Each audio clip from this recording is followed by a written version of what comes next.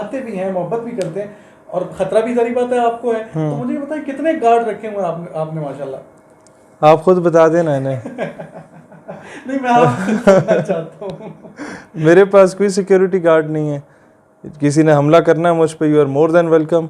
जब तक मेरे रब ने मुझे बचाना है वो बचाएगा मुझे। और अगर किसी तस्वीर में आपने सिक्योरिटी गार्ड देखे भी हैं मेरे साथ, तो वो किसी जगह पे मैं खिताब शिताब करने गया हूँ तो लोकल इंतज़ामिया ने मुझे सिक्योरिटी दे दी हो तो दे दी हो ना। मेरे पास कोई इस तरह की बहुत बड़ी गाड़ी है, 2008 मॉडल की गाड़ी है मेरे पास, और वो भी उसका इंजन सारा टूट टाट गया था एक्सीडेंट में।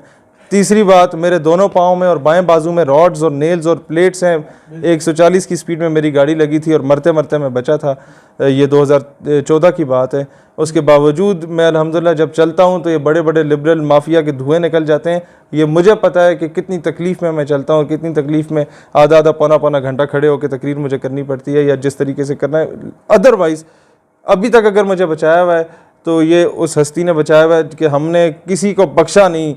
मुल्क दुश्मन अनासर को, इस्लाम दुश्मन अनासर को कभी हमने नहीं बख्शा। उसके बावजूद आज हम आराम से सुकून से जी रहे हैं। कोई सिक्योरिटी का कोई इंतज़ाम नहीं, कोई कुछ नहीं। इंडिया जो है हमारी वीडियो चला के उसे तकलीफ़ हो रही होती है, कादियानियों को हमसे तकलीफ़ है, हुकूमत के कुछ लोगों को हमसे तकलीफ़ है, ऑपोजिशन के कुछ लोगों को हमसे तकलीफ़ है, यूनिवर्सिटीज़ के कुछ प्रोफेसर्स को हमसे तकलीफ़ है। ये जो वही मेरा जिसम मेरी मर्ज़ी टाइप के आइडियोलॉजी रखने वाले, नाम ना लीजिएगा उनका। मैं सिर्फ यही कहना चाहूँगा कि अल्लाह ने बचाया ना। ये एक जो लोग हमें सुन रहे हैं हमारे नज़रियाती फॉलोअर्स समझें या हमारे नज़रियाती दोस्त समझें, हमारे नज़रियाती पीर भाई समझें, ऐसे नज़रिए में दोस्तों, अगर आप लोग ये देख लेते हो कि मैंने सारा कुछ करने के बावजूद without having any sort of security मैं ज़िंदा हूँ ना, लिहाजा तुम्हें भी काम करने से घबराना नहीं चाहिए कि पता नहीं 6 गार्ड आएंगे तो मैं काम करूँगा, पता नहीं SHO की कहेगा।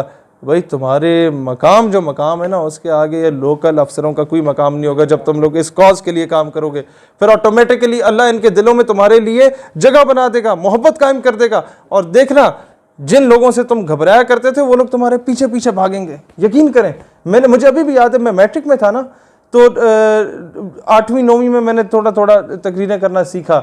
मैट्रिक में मैं था तो वही गले में बोतल लटकाई होती थी, वो मम्मी डैडी बच्चों की तरह, और रेडी वाला बैग लेके आ रहा था APS ऑर्डिनेंस में।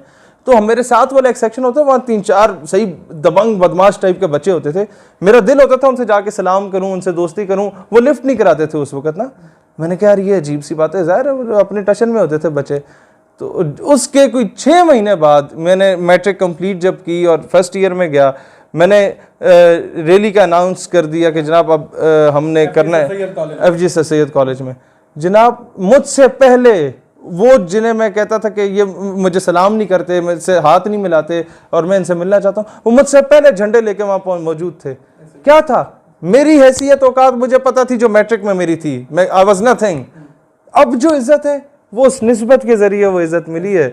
लिहाजा मैं तमाम मौलवियों को भी कहता हूँ, पीरों को भी कहता हूँ कि इज्जतें सारी जो हैं वो हजूर अलैहिस्सलाम के सदके मिली हैं। MNA MPA को भी कहता हूँ, लिहाजा अगर इसे समझते हो कि तुम्हारी अपनी इज्जत है तो याद रखना फिर अल्लाह कभी भी तुम्हें पटक के ज़मीन पर मार सकता है।